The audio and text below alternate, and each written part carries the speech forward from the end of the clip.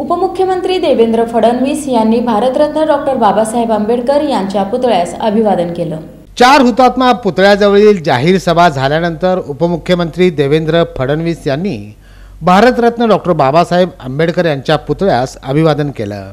छत्रपती शिवाजी महाराज की जय। परमपूज्य डॉक्टर बाबासाहेब आंबेडकरांचा जय हो। परमपूज्य डॉक्टर बाबासाहेब आंबेडकरांचा जय हो। परमपूज्य डॉक्टर बाबासाहेब आंबेडकरांचा जय हो। जय भीम जय भीम जय। यावेळी महायुतीचे उमेदवार राम सातपुते, शिवसेनेचे संपर्क प्रमुख प्राध्यापक शिवाजी सावंत, जिल्हा प्रमुख अमोल शिंदे, DK मागासवर्गीय संस्थेचे दशरथ कसबे, गौतम कसबे, बॉबी ग्रुपचे अजित गायकवाड, माजी नगरसेविका वंदना गायकवाड, भाजप नेते विक्रम देशमुख, सुजित खुर्द, अजित गादेकर आदींची उपस्थिती होती। दरम्यान अजित गायकवाड, वंदना गायकवाड आणि दशरथ कसबे यांनी आपले विचार व्यक्त केले।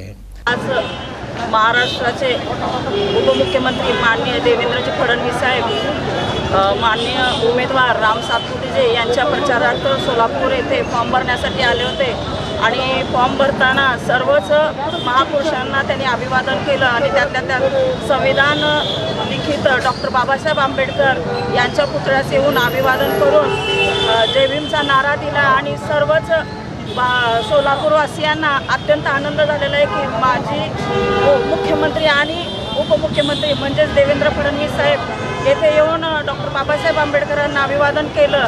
आणि मी यावेळेस एकच सांगू इच्छिते की आपले उमेदवार माननीय रामभाऊ सातपुते हे मागासवर्गीयामधील आहेत आणि त्यांना जास्तीत जास्त मतांनी आपण निवडून आणूया। माढा मतदारसंघाचे उमेदवार राजे निंबाळकर, तसंच सोलापूरचे खासदारकीचे उमेदवार रामजी सातपुते सर यांचा उमेदवारी फॉर्म भरण्यासाठी तिथं आले होते आणि आले असता विश्वरत्न परमपूज्य महामानव डॉक्टर बाबासाहेब आंबेडकरांच्या पुतळ्यास पुष्प अर्पण करून त्याने 133व्या जयंतीचं सोलापूरकरांना भीमजयंतीच्या हार्दिक शुभेच्छा दिल्या आहेत आणि त्यांच्या शुभेच्छा आंबेडकरी जनतेच्या पाठीशी सदैव असतील आणि ते राहावे अशी मी फडणवीस साहेबांना विनंती करतो। यावेळी महायुतीचे नेते, पदाधिकारी, कार्यकर्ते, विविध संघटनांचे पदाधिकारी आणि कार्यकर्ते यांची मोठ्या प्रमाणात उपस्थिती होती।